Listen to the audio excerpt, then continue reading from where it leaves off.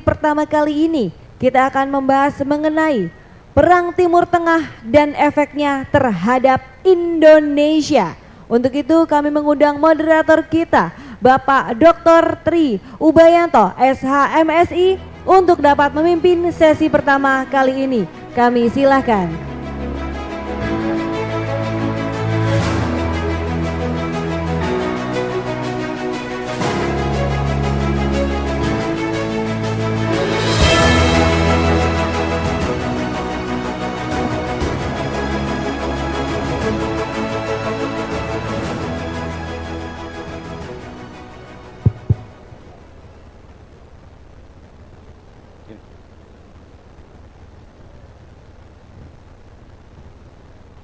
Baik, bismillahirrahmanirrahim. Assalamualaikum warahmatullahi wabarakatuh.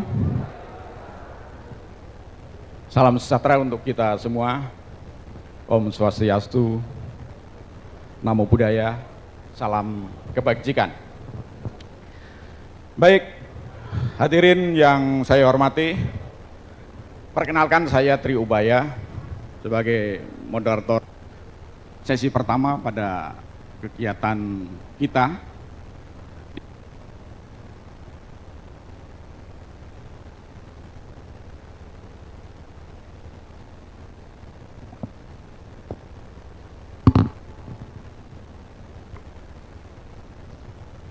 Senang sekali pada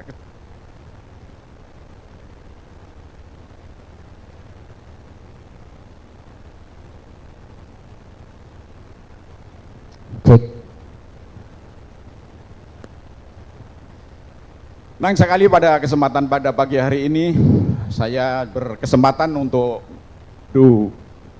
diskusi kita pada sesi yang pertama. Baik. Sebelum kita mulai pada pagi hari ini, saya akan mohon izin untuk menyapa pada Bapak terhormat di sini. Yang terhormat Bapak Anies Rashid Baswedan, tokoh inspiratif kita. Kemudian yang terhormat Bung Syahrin Hamid, Ketum Gerakan Rakyat, tepuk tangan untuk beliau.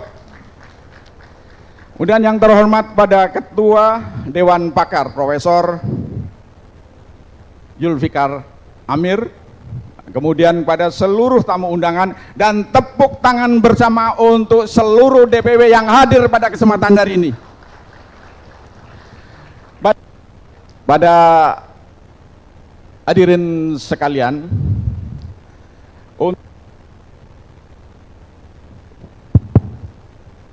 saya sampaikan di sini bahwa materi menyangkut tentang beberapa hal yang sangat krusial yang sedang terjadi pada hari ini. Sebagaimana kita ketahui bersama para hadirin bahwa kondisi dunia saat ini sedang dalam gejolak yang sangat berkepanjangan. Kondisi ini menimbulkan situasi yang tentu saja berdampak pada situasi global secara keseluruhan, ya, termasuk juga di Indonesia. Nah, suasana konflik ini akan menjadi sangat tidak menentu apabila tidak diantisipasi oleh kita semua, utamanya negara-negara terdampak. Para hadirin semua, untuk itulah tema penting pada saat ini akan kita mulai, yaitu bagaimana perang Teluk dan dampaknya terhadap Indonesia menjadi sangat penting untuk kita bedah karena ini sangat krusial. Nah, tema ini nanti akan dibawakan oleh narasumber kita yang sudah hadir bersama kita pada pagi hari ini, Dr. Dina Yulianti.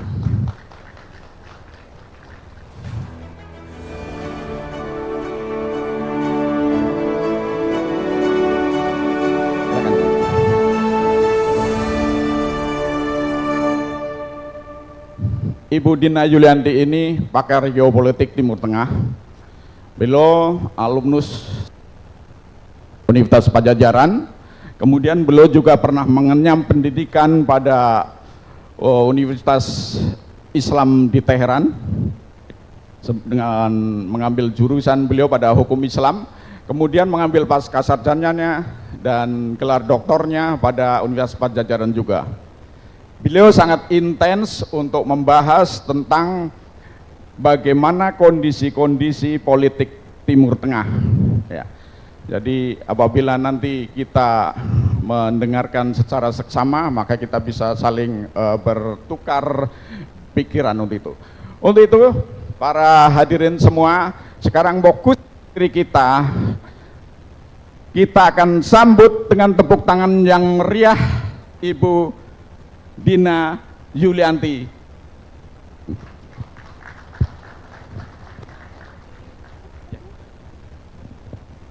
Terima kasih. Boleh, on. Baik, bismillahirrahmanirrahim. Assalamualaikum warahmatullahi wabarakatuh. Salam sejahtera buat kita semuanya. Baik, ya pertama saya ucapkan terima kasih kepada semua pada gerakan rakyat yang sudah mengundang saya. Juga salam kenal untuk bapak-bapak dan ibu-ibu yang belum kenal. Terima kasih sekali, saya bangga sekali bisa hadir di sini dan bertemu dengan tokoh-tokoh hebat. Ada Pak Syahrin Hamid, ada Pak Anies Baswedan, ada Pak Zulfikar Amir yang udah lama saya kenal di Facebook dan temenan di Facebook kalau nggak saya nggak salah. Baik, kemudian dan semuanya narasumber yang hebat-hebat. Saya akan awali presentasi saya dengan slide ini, please. Pakai mic podium aja. Iya, mic-nya podium apa ini?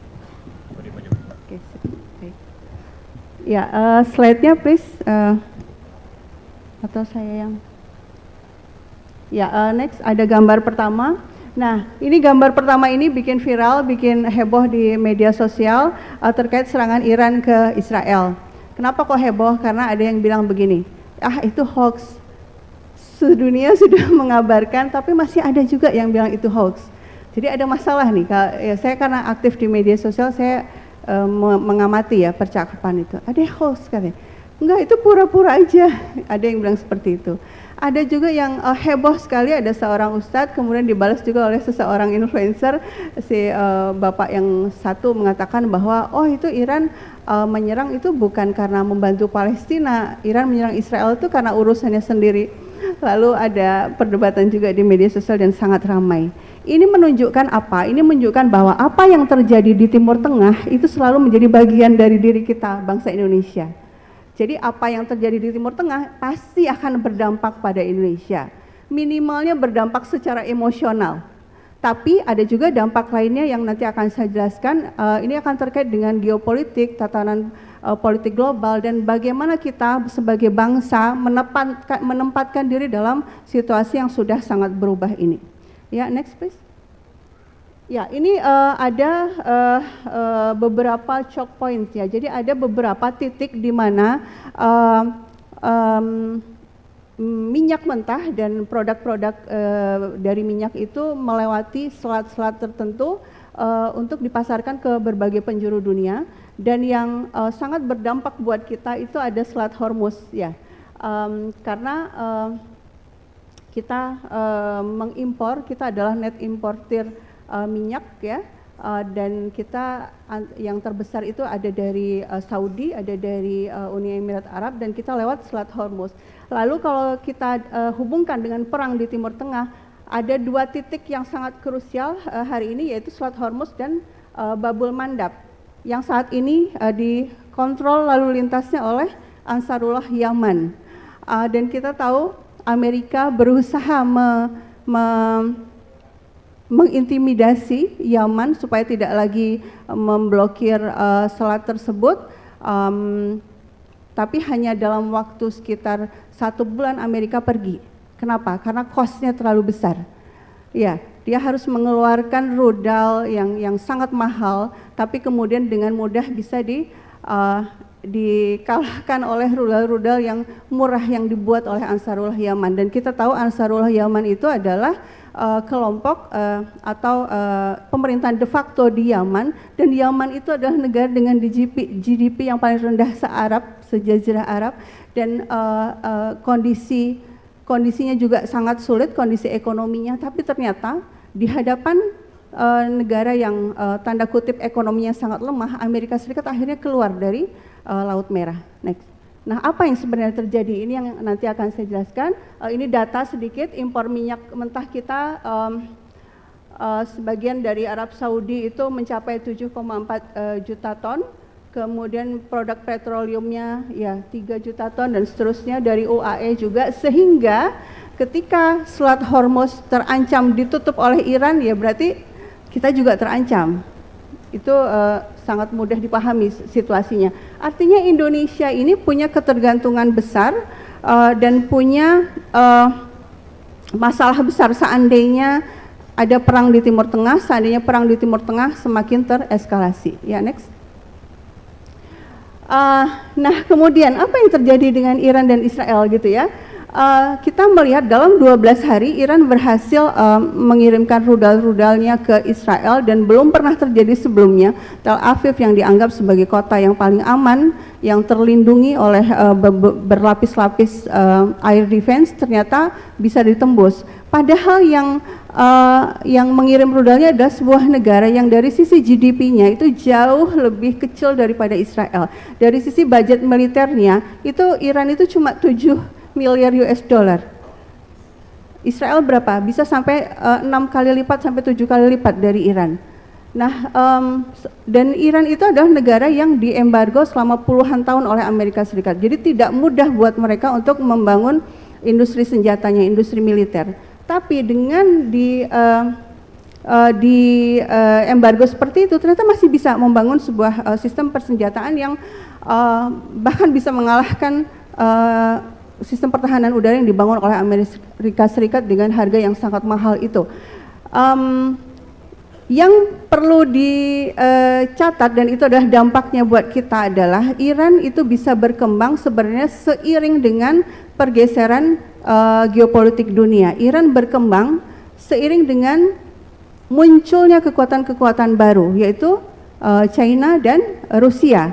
Dan kemudian mereka juga membentuk blok baru. Kita bicara soal SCO di 2001, kita bicara soal BRICS yang dimulai di 2005.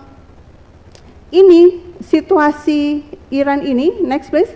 Situasi Iran ini saya menyebutnya seperti ini. Iran dengan dirinya sendiri dia membangun industrinya, tapi di saat yang sama ada BRICS, ada kekuatan-kekuatan lain, kekuatan di tatanan multipolar yang baru terbentuk yang memberikan dukungan sistemik dan dukungan institusional. Ya, Iran disanksi, minyaknya nggak boleh dijual ke luar negeri. Kalau ada yang beli, itu negara yang beli akan mendapatkan sanksi. Jadi misalnya Iran ingin menjual minyak ke Indonesia dengan harga yang sangat murah, bahkan dengan banting harga. Cuma pihak Iran mengatakan, oke, tapi kami maunya jual langsung, kami nggak mau lewat maklar, nggak mau lewat Singapura, harus langsung ke Indonesia. Tapi Indonesia tidak bisa melakukan itu, dan juga ada ancaman sanksi juga dari Amerika Serikat. Tapi ada yang berani membeli, sehingga tetap saja ekonominya Iran bisa bertahan. Nah, itu yang saya bilang ada dukungan sistemik dan dukungan institusional ini. Ada yang bisa membuat Iran dan negara-negara lain yang diembargo, termasuk Rusia juga diembargo juga oleh Barat, tapi bisa ada jalan keluar, yaitu inilah sistem alternatif ini yang dibangun oleh BRICS, sistem keuangan alternatif dan perdagangan alternatif. Sehingga sanksi dari Amerika Serikat terhadap negara-negara yang berusaha melakukan perlawanan itu kehilangan efektivitasnya. Dan negara-negara yang tadinya ingin diisolasi oleh Amerika Serikat itu bisa keluar. Ya, next. Nah, sehingga kemudian kita kembali lagi, apa akar perlawanan Iran terhadap Israel? Akarnya itu sebenarnya ada di Palestina. Sama sekali tidak ada urusan dengan nuklir. Ya, Israel, Amerika Serikat itu mengebom Iran dengan alasan ada nuklir. Sebenarnya bukan itu alasannya, tapi alasannya adalah Palestina, karena Iran itu memberikan dukungan kemanusiaan, dukungan diplomatik, dan dukungan senjata. Ini yang tidak diinginkan oleh Amerika Serikat dan Israel. Nah, yang terjadi kemudian adalah di Israel yang ditopang ekonominya oleh kekuatan ekonomi global oleh ekonomi barat, itu justru terjadi keruntuhan ekonomi dan keruntuhan moral. Kita lihat dalam 12 hari perang antara Iran dan Israel itu terjadi eksodus besar-besaran orang-orang Israel. Sebaliknya di Iran yang terjadi justru soliditas, semakin bersatu. Ini yang tidak diduga oleh Netanyahu. Kita lihat pidato Netanyahu di hari-hari pertama perang itu, dia menyerukan kepada orang Iran, oke, sekarang saatnya Anda, kami sudah bantu nih, kami sudah bom, sekarang ya bukan begitu eksplisit ya, tapi dimaknai seperti itu, kita udah bantu nih, kalian sekarang yang bangkit untuk melawan rezim kalian ini. Tapi yang terjadi justru enggak, justru malah yang tadinya ada friksi di dalam negeri justru malah bersatu dan kemudian berdiri di belakang pemerintah mereka. Dan ini akarnya itu adalah ketahanan nasional dan budaya independensi yang sudah dibangun ribuan tahun. Sehingga ini yang tidak disadari oleh Israel, dan target utama Israel sebenarnya dari awal adalah penggulingan rezim, tapi itu tidak tercapai. Nah, next. Berarti, peluang kita, ini slide saya yang terakhir, peluang kita apa? Tadi saya sudah bilang ada dukungan sistemik dan dukungan institusional untuk negara-negara yang ingin melepaskan diri dari hegemoni kekuatan barat, dari hegemoni ekonomi barat. Sehingga kalau kita memang bercita-cita dan betul-betul ingin mencapai kemandirian itu, sebenarnya ada peluang, ya, ada jalan yang bisa kita pakai. Kita bisa melepaskan diri dari tekanan, karena situasinya sudah tidak unipolar lagi. Nah, ini yang kemudian berdampak pada perlunya kita merevitalisasi kebijakan luar negeri kita. Kita selalu dikatakan, oh kita bebas aktif. Bebas aktif artinya, oh tidak memihak. Padahal bukan seperti itu bebas aktif. Bebas aktif itu ada dalam kerangka Undang-Undang Dasar 45. Bukan berarti ke sini iya, ke sana iya. Bukan berarti bebas aktif, bukan seperti itu. Ya. Sehingga pernyataan pemerintah kita, misalnya ketika bertemu dengan Bapak Presiden, contohnya ketika bertemu dengan para pebisnis China waktu itu, beliau menggunakan kalimat-kalimat yang sangat revolusioner, ya, menggunakan kata-kata imperialisme, kolonialisme, genocide, kita anti genocide. Tapi ketika bertemu dengan Macron, tiba-tiba narasi yang dipakai, kita mendukung hak Israel untuk membela dirinya. Kita mendukung Israel untuk menjadi sebuah negara yang aman. Loh, itu kan berarti ke sini ya, ke sana iya gitu ya. Nah, ini yang perlu kita revitalisasi. Kita perlu kembali kepada Undang Dasar 45, di mana di alinea 1 kita bicara soal nasionalisme yang anti kolonialisme, dan kedua perdamaian abadi dan keadilan sosial. Dan itu juga sudah ada modelnya, sudah ada role modelnya, itu di KA 1955. Itu yang perlu kita kembalikan. Kita perlu kembali menjadi pelopor bagi gerakan perlawanan global. Kita tidak lagi bicara hanya sebatas Indonesia, tapi kita menyadari bahwa situasi kita hari ini itu tidak lepas dari situasi global. Ekonomi kita, seandainya kita mengatakan ekonomi kita sulit, itu juga bagian dari kesulitan ekonomi global, di mana ada segelintir pihak yang mendominasi ekonomi di negara-negara yang lain, dan itu melakukan koersif diplomasi, melakukan tekanan. Kita tidak bebas lagi mau beli barang dari mana, kan seperti itu ya. Seperti yang tadi saya ceritakan tadi, Iran ingin jual aspal, ingin jual minyak dengan harga murah, kita nggak bisa seluasa itu untuk membeli. Karena apa? Karena memang ada aturan yang ditetapkan sepihak pula oleh pihak barat, ya, bahwa oh kalau mau berdagang dengan negara ini Anda akan dapat sanksi. Nah, kok bisa kita menyerah pada hal-hal yang seperti itu? Nah, kebijakan luar negeri bebas aktif itu harusnya dicerminkan pada keberanian kita untuk menetapkan ke arah mana kita mengambil langkah. Segalanya parameternya harus ada kembali ke Undang-Undang Dasar 45, yaitu independensi dan kemandirian dan kepentingan nasional Indonesia. Itu saja, terima kasih. Assalamualaikum warahmatullahi wabarakatuh. Waalaikumsalam warahmatullahi wabarakatuh. Terima kasih Ibu Dina atas paparannya, sesuatu yang sangat memberi wawasan pada kita. Baik Ibu Dina, sebelum kita membuka ruang yang luas untuk tanya jawab kepada audiens, ada satu pertanyaan dari saya, izinkan saya bertanya Ibu.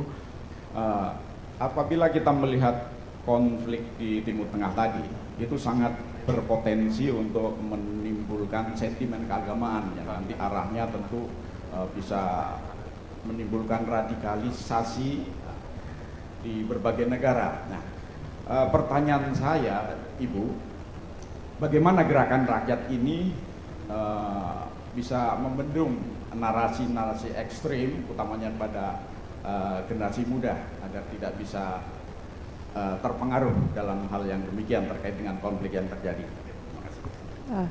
Baik, ya saya selama 4 tahun terakhir itu kebetulan membantu BNPT juga. Saya keliling ke berbagai provinsi di Indonesia untuk untuk istilahnya mensosialisasikan pemikiran-pemikiran yang anti radikalisme.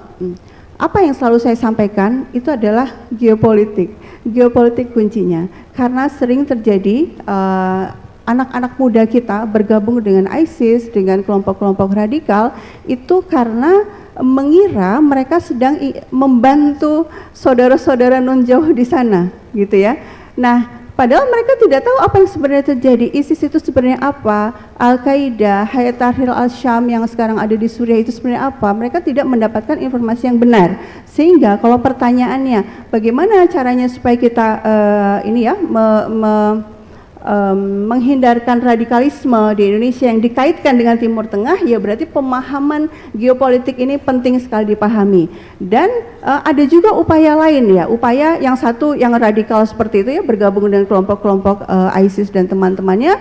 Ada juga gerakan yang ingin mencitrakan bahwa pembelaan kepada Palestina itu adalah gerakan radikal, padahal tidak sama sekali, karena tadi sudah saya sampaikan juga ya tentang kita punya tanggung jawab untuk menjaga perdamaian abadi, sehingga ini juga perlu pemahaman bahwa apa yang terjadi di Palestina itu bukanlah perlawanan tanda kutip gerakan ekstrim terhadap Israel, bukan, tapi gerakan perjuangan kemerdekaan. Dan menurut resolusi PBB 37/43 tahun 1982, bangsa yang sedang diduduki oleh pihak lain, bangsa yang sedang dijajah itu berhak untuk melawan dengan cara apapun, bahkan secara eksplisit disebutkan di sana, dengan cara apapun termasuk dengan perjuangan bersenjata.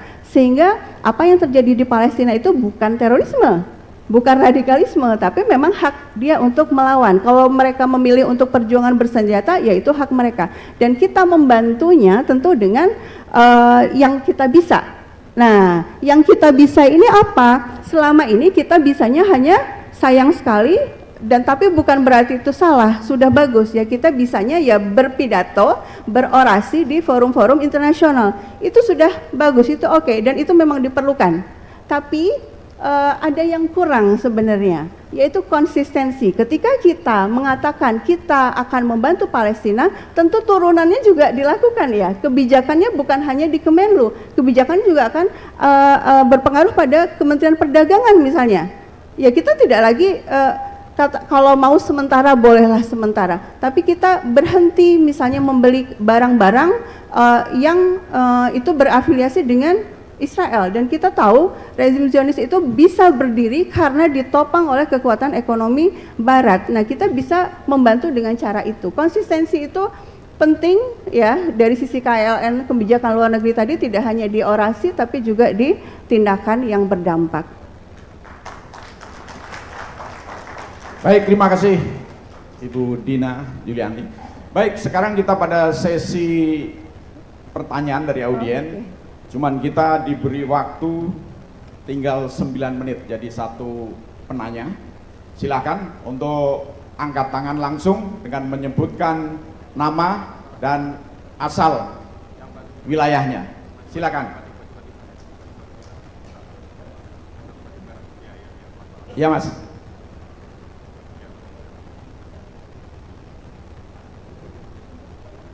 Terima kasih.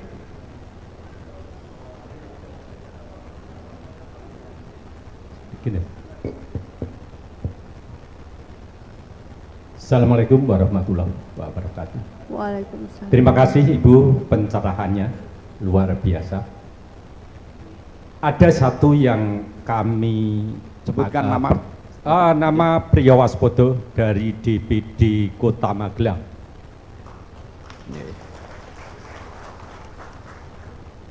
Tadi Ibu menyatakan bahwa Iran membantu Palestina, tampaknya motivasi utamanya itu bukan karena serangan terhadap situs-situs nuklirnya. Saya agak meragukan, kalau memang demikian, logikanya aksi Iran itu mestinya dilakukan sejak awal ketika Gaza dibombardir Israel. Demikian, terima kasih. Baik, terima kasih. Langsung Bapak. Baik, ya. Pernyataan saya tadi, mengapa saya mengatakan bahwa motivasi Iran dalam terbalik, pernyataan saya begini, motivasi Israel dan Amerika Serikat menyerang Iran adalah karena Iran membantu Palestina dari sisi militer. Ya, jadi Iran dianggap ancaman oleh Israel. Nah, apa yang terjadi selama ini sejak 1979 itu memang di undang-undang dasarnya Iran itu mirip sekali dengan Indonesia. Kalau di Indonesia kan menjaga perdamaian abadi gitu ya. Sama di undang-undang dasarnya Iran itu ada nilai yang dia cantumkan di sana, yaitu adalah membela orang-orang yang tertindas. Kata-kata yang dipakai mustad'afin. Sehingga sejak itu Iran itu memberikan bantuan banyak hal gitu ya, dan itu diakui oleh orang-orang Palestina sendiri. Baik itu dana, ketika senjata bisa masuk, senjata dikirim. Ketika nggak bisa, insinyurnya yang dikirim. Sehingga sekarang orang-orang di Palestina itu membuat sendiri senjatanya. Nah, itu kan berlangsung lama ya. Tapi kenapa kok Iran nggak menyerang? Karena memang sebagai sebuah negara, dia hanya bisa menyerang, dia terikat, negara anggota PBB itu kan terikat dengan Piagam PBB. Piagam PBB nomor 51 itu menyatakan bahwa sebuah negara ketika diserang oleh negara lain, dia berhak untuk membela diri. Dia nggak bisa tiba-tiba menyerang Israel secara langsung, pasti sudah akan ada resolusi PBB, Dewan Keamanan PBB akan memberikan mandat mungkin kepada NATO seperti kisah di Libya dan kemudian membombardir Iran. Nah, tapi di saat ini, makanya saya berkali-kali bilang di berbagai wawancara, saya sampaikan ini miskalkulasinya Israel. Justru ketika Israel menyerang duluan, Iran punya kesempatan untuk menggunakan pasal 51 itu. Dan dia tidak dianggap sebagai pelanggar hukum di sini. Baik, terima kasih. Baik, terima kasih. Satu lagi, masih ada waktu. Silakan, di tengah sebutkan nama dan wilayahnya. Cek. Yang Satu saja. Ada dua, di belakang juga ada Pak. Oke, ini apa mana nih? Sana. Oke ya, 1 menit, 1 minute. Oke, bismillahirrahmanirrahim. Assalamualaikum warahmatullahi wabarakatuh. Ibu narasumber, menurut pandangan saya, masalah Iran, ya. Oh, saya dari Wan Asmara dari DPP Gerakan Rakyat. Kalau menurut saya, masalah Iran, ya, serangan ke Israel seperti yang terjadi beberapa waktu lalu, menurut saya adalah itulah cerdasnya geopolitik daripada Iran itu sendiri. Iran mempunyai proksi di Yaman, proksi di Lebanon, dan bahkan di Irak. Cuman herannya pertanyaan saya ini negara-negara Arab ngapain aja? Kemana aja negara Arab? Saudi, Uni Emirat Arab, Qatar, kemana aja, ngapain aja, antum, ngapain aja, ya, jangan Iran ini dibikin cerita lah, Dipersingkat. sandiwara apa, ono ini kucrut gitu kan, Dipersingkat. ya oke. Jadi poinnya, ini negara Islam Arab ini kemana aja, ya, kalau Iran menurut saya itu cerdas, itulah cerdasnya kebijakan geopolitiknya Iran, dia terlepas suka dan tidak suka, terlepas Ya, cukup. faksi apapun, oke? Cukup, silakan. Dan saya tunggu Indonesia ini jangan nongkrong aja ini, ngapain aja nih pemerintah Indonesia ini, ya, makanya Ya, cukup. Gerakan Rakyat mendorong kebijakan pemerintah, terutama Presiden Prabowo dan Menlu-nya jangan kayak apa, ya, Cukup, Mas. jangan melempem, oke? Terima Ya, terima kasih. kasih. Terima kasih. Assalamualaikum warahmatullahi wabarakatuh. Waalaikumsalam. Baik, ya kalau terkait negara-negara Arab dan juga pada dasarnya berbagai negara juga di dunia, mengapa tidak berani melakukan perlawanan yang frontal terhadap Israel meskipun kita melihat ada genosida yang sudah 2 tahun berlalu, itu sangat terkait dengan politik di dalam negeri masing-masing. Kalau khusus untuk negara-negara monarki Arab, kita tahu sejarahnya di pasca Perang Dunia Pertama itu memang itu pembentukannya dan pemerintahan di sana itu diatur ya. Kalau kita pinjam istilah dari bukunya ini ya, Heinebus tahun 2003. International Politics of Middle East, dia bilang gini, itu pemerintahan di negara-negara Arab itu dibentuk secara arbitrer oleh kekuatan Inggris dan Prancis. Secara suka-sukanya aja Inggris dan Prancis gitu membentuk pemerintah di sana. Sehingga memang sulit berharap ada keberanian untuk melawan pihak yang selama ini memang menjadi patronnya mereka.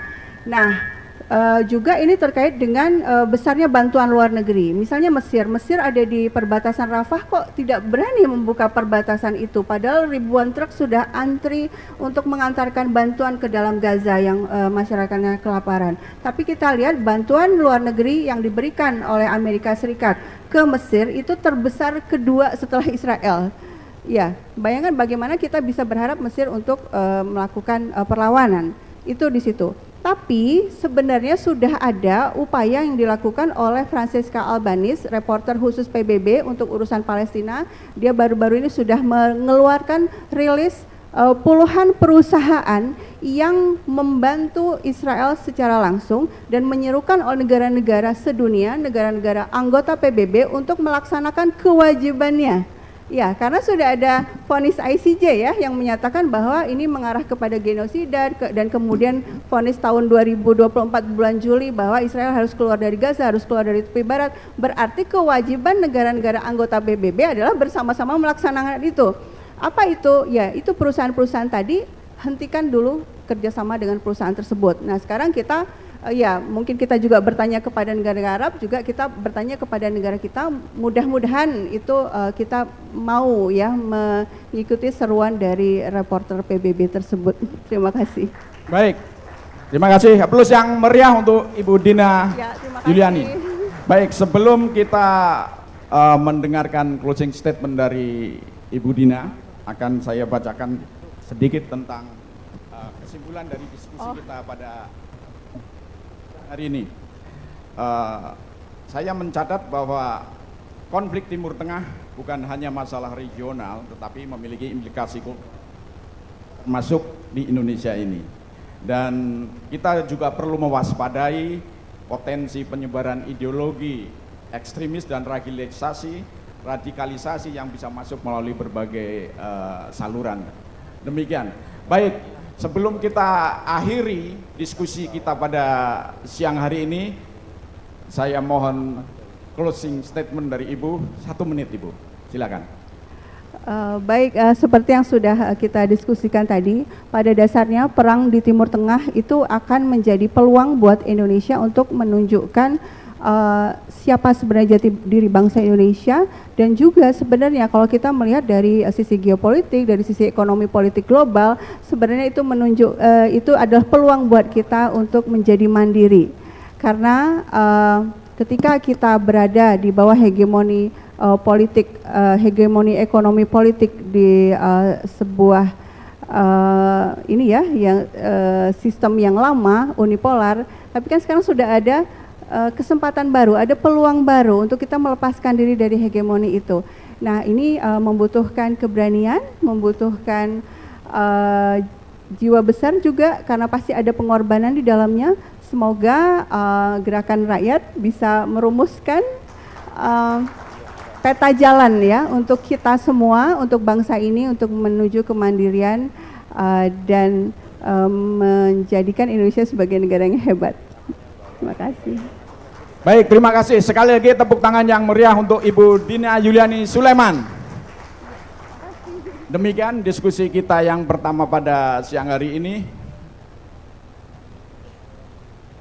Ya, terima kasih. Apabila ada salah kurangnya, Mohon maaf, wabillahi taufiq wal hidayah. Wassalamualaikum warahmatullahi wabarakatuh. Waalaikumsalam warahmatullahi wabarakatuh. Terima kasih Bapak Tri ya yang sudah memoderatori kita pagi hari ini, dan Ibu Dina boleh merapat ke tengah Ibu ya, karena kita akan ada pemberian plakat rasa terima kasih kita kepada narasumber. Dan kali ini kami juga turut mengundang Ibu Prita Subondo selaku Bendahara Umum Gerakan Rakyat untuk dapat memberikan plakat. Bapak terima kasih. Kami persilakan dapat kembali, dan juga kali ini Ibu Dina Yuliani Sulaiman selaku narasumber pertama kita. Terima kasih atas kesediaan yang luar biasa dan juga informasi serta edukasi yang telah diberikan. Kita akan berikan plakat sebagai tanda terima kasih kepada Dr. Dina Yuliana Sulaiman yang diberikan langsung oleh Ibu Prita Subondo. Baik, kita berikan waktu 1 menit untuk mendokumentasikan. Sudah cukup? Kami sekali lagi ucapkan terima kasih Dr. Dina Yuliana Sulaiman dan Ibu Prita. Kami persilakan untuk dapat kembali ke tempat.